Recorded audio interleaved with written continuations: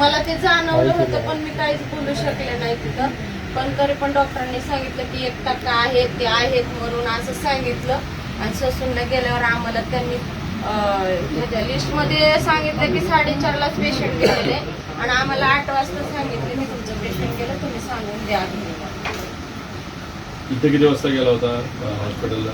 इथे आम्ही म्हणजे 3 वाजता गेले. मी 2-2:30 वाजता हा प्रकार सगळा घडला. आणि ससूनला किती वाजता पोहोचला? मी ससूनला 5 वाजता पोहोचले.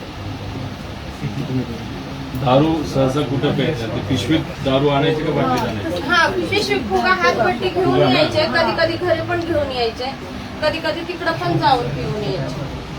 घरी आणून ते फुग्यातले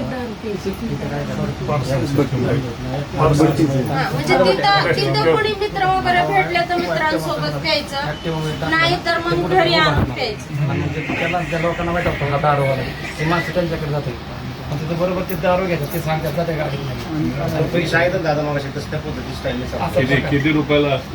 काय 20 रुपये 25 रुपयाला काहीतरी आहे वाटतं. 20 रुपयाला आणि मग त्यांची ती गाडी संपली की दुसरी गाडी त्याला नंबर नाही ती गाडी लावणार. ते गाडी गावात येते का तिकडे? कुठं फिरतात ती ते दारूवाले त्यांना आता ते ओळखतात कसं नाही. कुठं जातात आम्हाला थोडी सांगून जाणार आहे की आम्ही इथं चाललोय. आम्हाला सांगून जात नव्हते, पण कामाला गेले की घराच्या बाहेर तिथं पडले. कोण आहे का अजून दारू पितो त्याला माहिती असेल, त्याला आपल्याला बोलते? आता इथं म्हणजे ना वस्तीमध्ये जेणेकरून भरपूर सगळे दारू पिणारेच लोक आहेत. एखाद्या आणि हे 4 टेस्टचं दिवसात काम असल्यामुळे.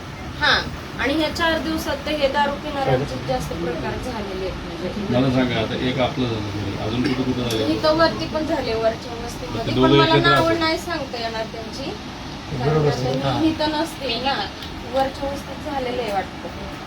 मी काल मला ज्यावेळेस कळालं माझ्या वडिलांना असं, आणि ह्याच्या